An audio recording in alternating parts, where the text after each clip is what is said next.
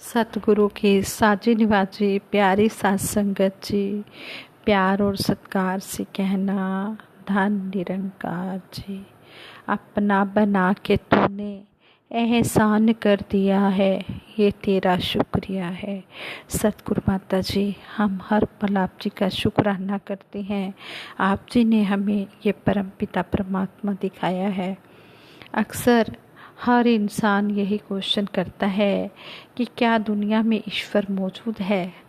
तो अगर हमसे कोई ये बात करे तो हम यही कहेंगे कि हाँ, दुनिया में ईश्वर हर जगह है, सर्वव्यापक है, पत्ते पत्ते में है, डाली डाली में है। और ये हमारे वक्त के सतगुरु माता सुदीक्षा जी महाराज सबको दिखा भी रहे हैं। हर पल इनका शुक्राना करते हैं और इन्हीं के आशीर्वाद से दासी इसी टॉपिक पर विचार रखने जा रहे हैं कि इस संसार में ईश्वर हर जगह है, सर्वव्यापक है, अंतर्यामी है, घट घट वासी है। कहते हैं कि एक बार मैंने ये किसी महात्मा ने विचार किए हैं, कहने लगे एक बार मैंने कॉलेज से ऑटो किया घर जाने को।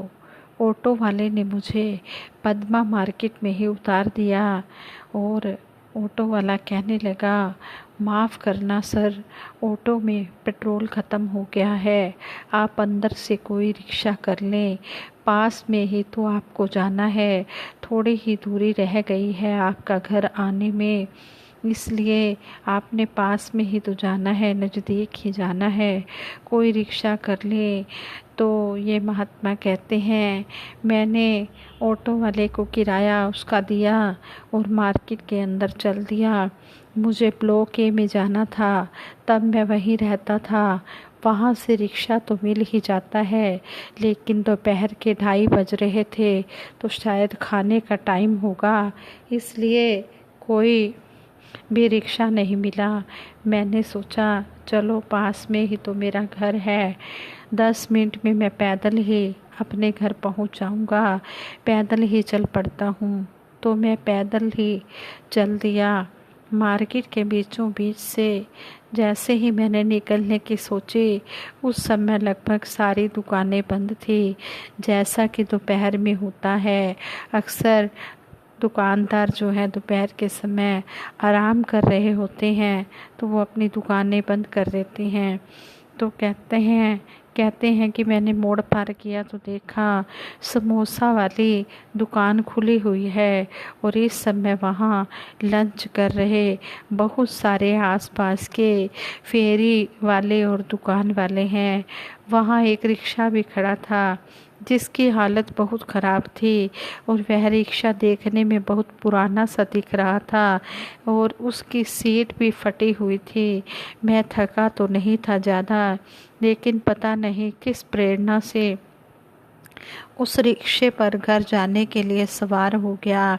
इतने में एक बुजुर्ग दुबला लंबा सा व्यक्ति मेरी तरफ आया। वह रिक्शे का मालिक था। उसने मेरे से पूछा, कहाँ जाना है आपने? तो मैंने बताया। तो उसने कहा, क्या आप मुझे किराया पहले दे सकते हैं? मैं सुबह से भूखा हूँ। उसकी बात सुनकर मुझे बहुत दुख हुआ। मैंने किराए के 20 रुपये उसे दिए, साथ ही जाकर अलग से एक थाली खाना भी खरीद दिया। उसने जल्दी जल्दी में सारा खाना खा लिया, फिर रिक्शे से मुझे लेकर चल दिया। मैं उसके रिक्शे में बैठ गया और वह मुझे रिक्शे में बिठाकर चल दिया। रास्ते में मैंने ही पूछा कि भाई, आज क्या तुम्हारी कमाई नहीं हुई थी? तो रिक्शे वाले ने कहा, मेरी रिक्शे की हालत इतनी ख़राब है, रिक्शे की सीट भी फटी हुई है, ऐसे रिक्शे की हालत देखकर कोई सवारी नहीं मिलती और इसे ठीक करना मेरे बस में नहीं है। पैसे की तंगी है, मैं इसे ठीक भी नहीं करवा सकता और घर में मैं अकेला ही कमाने वाला हूँ। आज घर से जल्दी निकला क्योंकि रात से कुछ खाया नहीं था। पत्नी ने बोला था, देखना आज ज़रूर तुम्हें खाना और किराया मिलेगा। पर दिन भर कोई सवारी नहीं मिली। सब मेरे रिक्शे की हालत देखकर छोड़ देते। समोसे की दुकान के पास मैं यह सोचकर खड़ा था कि शायद किसी को सवारी की ज़रूरत हो, लेकिन गर्मा गर्म खाने की खुशबू से मन में लालच आ रहा था। सोच रहा था, काश खा पाता मेरे प्रभु, मुझे भूख भी बहुत लगी है। और देखो, मेरी भगवान ने सुन ली। ना जाने कब से इस होटल के खाने को तरसता था, मगर खा नहीं पाता था। उसकी बातें सुनकर मुझे यही लगा कि शायद ईश्वर ने यहाँ मुझे इसलिए उसके पास भेजा है ताकि उसका भोजन का प्रबंध हो सके। निरंकार की लीला निरंकार ही जाने। उस दिन पहली बार ईश्वर को बहुत पास महसूस किया। ईश्वर एक विश्वास है, अंतरात्मा की ज्योति है। ईश्वर हर एक में है और हर एक की सुनता भी है। बस हम किसी की मदद करके उन्हें महसूस कर सकते हैं। आप भी किसी की मदद करके देखिए, बहुत सुकून मिलता है, बहुत चैन मिलता है, बहुत शांति मन को मिलती है। ये आत्मा तृप्त हो जाती है। मदद करके देखिए, अगर कितनी खुशी मिलती है। तो ये जब विचार सुनने को मिले तो इन विचारों द्वारा हमें यही सीखने को मिला है कि हम भी ज़रूरतमंद की सहायता करें। जिसको भी किसी चीज़ की ज़रूरत है, हम उसकी ज़रूरत को पूरी करने की कोशिश करें। अगर हमें इस निरंकार ने सामर्थ्य दे रखी है, शक्ति दे रखी है, ये निरंकार हर जगह मौजूद है, हर एक के अंदर समाया हुआ है, हर जगह है, सर्वव्यापक है। ऐसा ही इस स्टोरी द्वारा भी हमें सुनने को मिला है। कहते हैं परमात्मा सर्वव्यापी है। इस बात को इंसान एक्सेप्ट तो करता है, स्वीकार तो करता है, लेकिन जब पूछा जाए कि प्रभु कहाँ है, तो कभी कहता है ऊपर है और कभी कहता है हमारे अंदर है। वास्तविकता में ये दोनों ही बातें हैं तो सत्य है, सच है ये दोनों ही बातें कि यह ऊपर भी है और अंदर भी है, क्योंकि यह सर्वव्यापी है, सब जगह समाया हुआ है।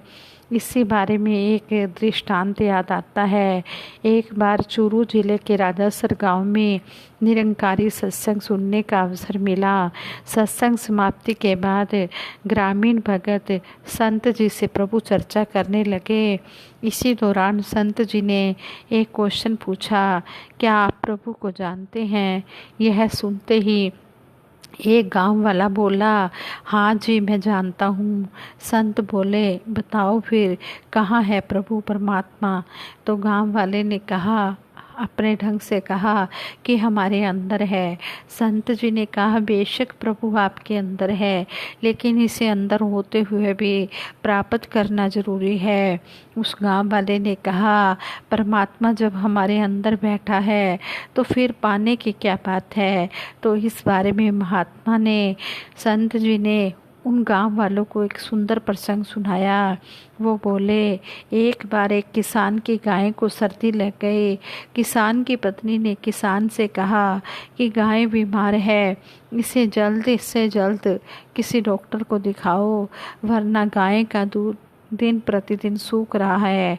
किसान ने सोचा, डॉक्टर के लिए शहर जाना पड़ेगा, क्यों न गांव के मुखिया को गाय दिखा दे। वो रात दिन गाय भैंस का ही बिजनेस करते हैं। मुखिया ने गाय को देखकर कहा, चिंता करने की कोई बात नहीं है, गाय को सर्दी लग गई है, आप इसे 100 ग्राम काली मिर्च 1 किलो गाय के घी के साथ मिलाकर दोनों समय पिला दें, प्रभु कृपा से आपकी गाय ठीक हो जाएगी। मुखिया बोले, काली मिर्च पीसकर 2 बराबर भागों में बांट लेना, 1 भाग काली मिर्च और आधा किलो घी सुबह देना है और दूसरा भाग शाम को घी में मिलाकर देना है। प्रभु ने चाहा तो दूसरे दिन गाय ठीक हो जाएगी। किसान उसी समय बाजार से 100 ग्राम काली मिर्च खरीद लाया।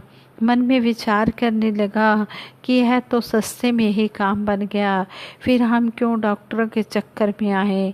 वह मन ही मन सोचने लगा कि अपनी गाय के अंदर घी तो है ही, ऊपर से घी देने की क्या ज़रूरत है। यह विचार करते हुए वह घर पहुंचा और अपनी पत्नी से पूछने लगा कि हमारी गाय के दूध से एक दिन में कितना घी बनता है। तो उसने कहा कि 1 किलो घी बन जाता है। पत्नी पूछने लगी कि आप दवा ले आए हो। तो वो बोले किसान बोला, मुखिया जी से पूछकर दवा ले आया हूँ, चिंता मत करो, अब हमारी गाय जल्दी ही ठीक हो जाएगी। मुखिया जी का पशुओं के इलाज करने के संबंध में गांव में बहुत बड़ा नाम था। किसान की पत्नी को पूरा विश्वास हो गया कि अब हमारी गाय ठीक हो जाएगी। वो किसान बोला अपनी पत्नी से कि आप कह रही हैं कि अपनी गाय के दूध से 1 किलो घी बन जाता है, तो फिर ऐसा करना, आज गाय का दूध मत निकालना। तो किसान की पत्नी ने कहा ठीक है। किसान बोला इस काली मिर्च को पीसकर इसको 2 भाग बना लो और आज गाय का दूध भी मत निकालना। इस प्रकार किसान ने दोनों समय काली मिर्च पानी में घोलकर गाय के गले में डाल दी। दूसरे दिन गाय की हालत बहुत ज़्यादा खराब हो गई। किसान दौड़कर मुखिया के पास गया, बोला मुखिया जी आपने क्या इलाज बताया, हमारी गाय की हालत तो बहुत ज़्यादा सीरियस हो गई है, मेरे बच्चे और पत्नी रो रहे हैं, आप एक बार घर चलकर देखो। मुखिया ने देखा, गाय का शरीर गर्म हो गया था। उन्होंने किसान से पूछा, तुमने इसे काली मिर्च और घी अच्छी तरह से मिलाकर नहीं दिया? किसान बोला, मुखिया जी आप भी कैसी बात करते हैं, हमारे गाय के अंदर घी तो था ही, हमने तो सिर्फ काली मिर्च ही 2 बार गले में डाल दी। मुखिया ने कहा, अरे भाई वो घी जो गाय के शरीर में मौजूद था, गाय के तभी काम आ सकता था जब तुम उसे दूध के रूप में निकाल कर विधि के अनुसार घी बना लेते और फिर गाय को देते। अरे किसान, तुम्हारी इस नादानी का परिणाम तुम्हारे साथ साथ तुम्हारे पूरे परिवार को भुगतना पड़ रहा है। किसान के पास अब पछताने के अलावा कुछ नहीं बचा था और परिवार का रोना बिलखना देख मुखिया जी ने किसी और उपाय से किसी प्रकार गाय के प्राण बचाए। महात्मा यह कहानी सुना रहे थे और गांव वाले बड़े ध्यान से यह कहानी सुन रहे थे। संत जी ने कहा, जैसे गाय के अंदर घी था फिर भी वो घी गाय को स्वस्थ नहीं कर सका, इसी प्रकार हम सब में यह प्रभु परमात्मा है, फिर भी इससे हमें तब तक कोई सुख नहीं मिल सकता जब तक इस निरंकार को कोई ब्रह्म ज्ञानी महात्मा प्रकट नहीं करता। इसी बात को संपूर्ण अवतार बानी में युग पुरुष शहंशाह बाबा अवतार सिंह जी महाराज ने भी फरमाया है। भरपूर खलावा अंदर वेखो, पसरी बैठे जोधा तार, वक़्त दे हाकम ने है रखिया, ना ऐसे दाहे निरंकार, जो कुछ दिसता नजरी आमदा है, ऐसे दा है सगल पसार, दीन दुखी भगतां दा रक्षक, ऐ सृष्टि सिरजनहार, ऐहो बेड़ी चप्पू ऐहो आप समुंदर खेवनहार, वेद किताबां दे नहीं वसता, बेअंत ए बेशुमार, जाप ताप तो वस न होवे, घाला दी ना जकड़े तार, कहे अवतार मिले जे सतगुरु, लाहे पर्दा छिन विचकार। जब तक सतगुरु नहीं मिलता तब तक के परमपिता परमात्मा भी नहीं मिल सकता। पूर्ण सतगुरु की शरण में आकर इस परमपिता परमात्मा को जानना बहुत ज़रूरी है। और वक़्त के सतगुरु माता सुदीक्षा जी महाराज इस संसार में सारे ही संसार के लिए प्रकट हुए हैं।